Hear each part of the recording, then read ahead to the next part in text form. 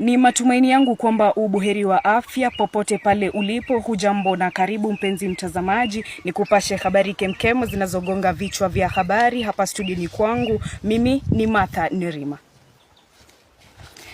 Likizo hii ndefu ya Desemba ni ile inayoleta utangamano baina ya jamaa mbalimbali waliotengana kufuatia shughuli tofauti zikiwemo kazi na masomo pamoja na mbinuishi nyinginezo. Mtazamaji, ikizingatiwa kuwa wanafunzi pia watajiunga na jamaa zao, basi ni wazi kwamba kutakuwa na shughuli nyingi mno. Na kwa kawaida palipo na umati basi hapakosi utovu wa nidhamu miongoni mwa waliopo. Na ndiyo sababu hasa ya kuleta makala haya ili tujielimishe kuhusu nidhamu kwa wanafunzi na kwa jamii kwa jumla. Itakuwa bora zaidi iwapo kila mwanafunzi atafuata unyo maadili anayopewa na wazazi wake ili asijipate pabaya katika likizo hii ndefu ya Desemba. Tabia hasi ni baadhi ya zile hulka ambazo zinakashifiwa na wengi mno. Makundi yanayoleta tabia hasi yanakashifiwa pia miongoni mwa wana wetu, na hivyo basi wazazi wanahusiwa kushirikiana moja kwa moja na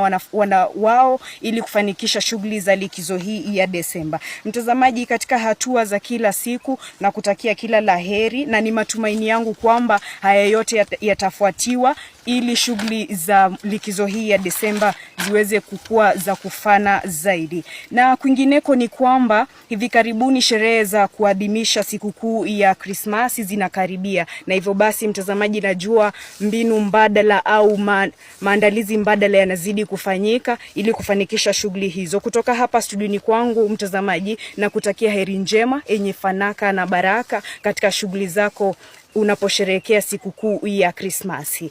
Na kufikia hapo mtazamaji, sina la ziada ila kulifunga na kuliweka pembeni jamvi la habari nilizokuandalia hapa studioni kwa sasa. Mengi zaidi ungana nami hapo baadaye kwa habari hizi na nyingine nyingi, lakini kabla sijaondoka studioni, ningependa kukushukuru wewe kwa kutenga muda wako ili kuzisikiliza na kuzifuatilia habari zangu kwa kina. Mtazamaji, kabla sijaondoka studioni, ningependa tu kukujuza kwamba iwapo una pendekezo, lalamishi au maoni yoyote yali kufuatia habari zangu, daima unaweza kunifuata kwenye mtandao wangu wa Instagram @mash4trendingnews ni kujuze mengi zaidi. Kwa heri kwa sasa, mimi Martha Nirima.